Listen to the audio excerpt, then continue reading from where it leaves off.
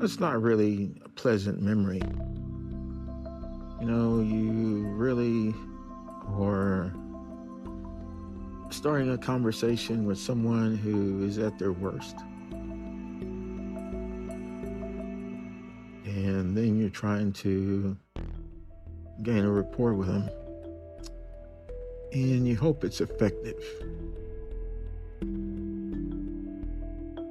Because if it's not, bad things could happen.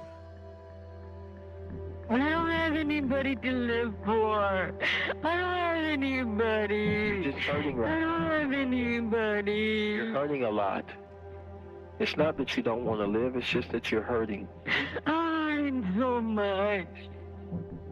She's sitting in a truck, and she's got the gun cocked to her head, and if it's cocked, anything could, I mean, she could turn around and somebody startle her and shoot herself in the head. Oh, I am scared. I'm really scared. About 9:30, 9:20 that evening, she finally is talked out of the truck. You need to take the 3 steps toward him, Yolanda.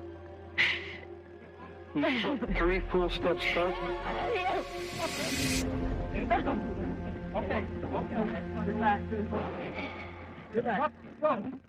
Okay.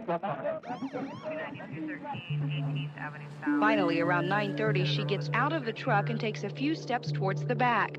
SWAT officers push the truck door shut and shove Saldivar to the ground. She's handcuffed and going along with terms of the deal. Her face is covered with a jacket. Saldivar is then quickly put in a patrol car and taken to the downtown station. The SWAT team takes her in. She was taken up to the Criminal Investigation Division, where she met Paul Rivetta and Ray Rivetta, the detectives assigned to the case. From the start, our understanding is that Yolanda was in the truck saying, I shot her, I shot her, I shot her. It became, to me, apparent that she killed Selena. There were 2 people inside that room, Yolanda and Selena. Selena was killed. So Yolanda is the only one that knows what happened in that room. And all these years, she's saying the same thing. I didn't mean to do it, and it was an accident. What makes a murder is the intentional taking of another life. If it's an accident, then there's no murder. You've got the shorthand of what happened, but was that really the way it all happened?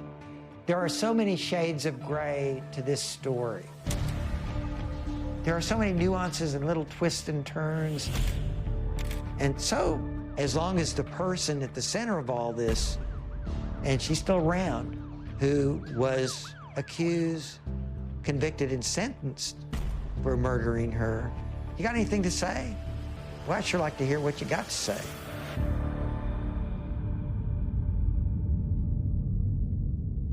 Lots of time has passed. I think that after so many years, I think it's time to set the story straight. And I think that people deserve to know the truth.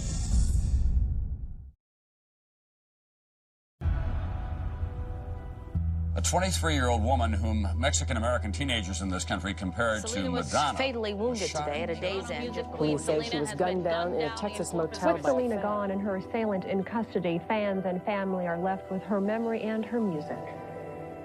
After Selena was killed, that weekend, this happened on a Friday, that Saturday and Sunday, over 50,000 people lined up to pay their last respects. And I knew we were in for something that we had never seen in Corpus Christi, Texas. At least 30,000 fans filed past her casket on Sunday, most in shocked disbelief at the bizarre murder of a rising star. They hope their presence here is of some comfort to Selena's family, like her husband, Chris Bettis, a member of her band who was understandably silent and subdued. Others embrace her fan of a lifetime, Selena's father and manager. She never forgot where she came from. Selena was an artist del pueblo, of the masses, la gente pobre. She represented us Mexican women. There's a hole in our hearts that is missing because of Tejano music. I think Tejano music is going down without Selena. I realized when I was watching the news all night long that it's not a fake. It's real. She's gone.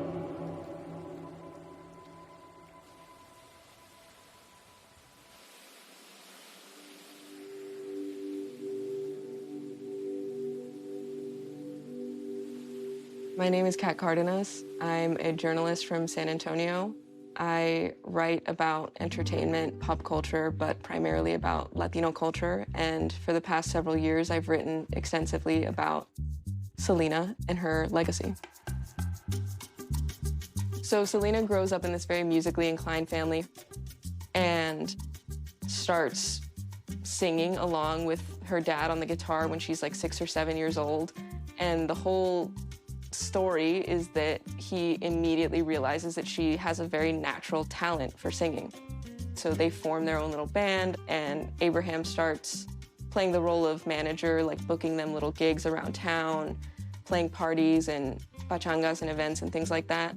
And as she gets older, in 17, 18, 19 years of age, she's very clearly set on the idea that she's gonna do this and she's going to be a mainstream Mexican-American pop star. You know, I'm a firm believer that the Hispanic families are real tight. They seem to stick together, believe in real family unity. And you can see by our family, we work together really well. The idea that a girl from Lake Jackson and from Corpus would be up on the Grammy stage and is at, you know, these venues with stars that she's idolized her whole life is kind of a crazy idea in and of itself. She's like very much this image of an all-American girl while still very much representing a community that didn't have a lot of representation.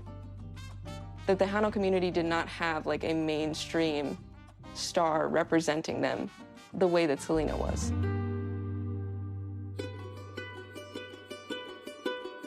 Chris Perez, he had joined the band as guitarist. He was really good looking. He was quiet. He was a strong type.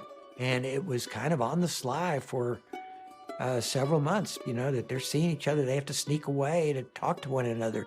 It's, you know, it's forbidden love. Chris and Selena eloped and announced to the family and the band they had married, and they moved in next door to Abraham. 1991, Selena y Los Dinos are blowing up.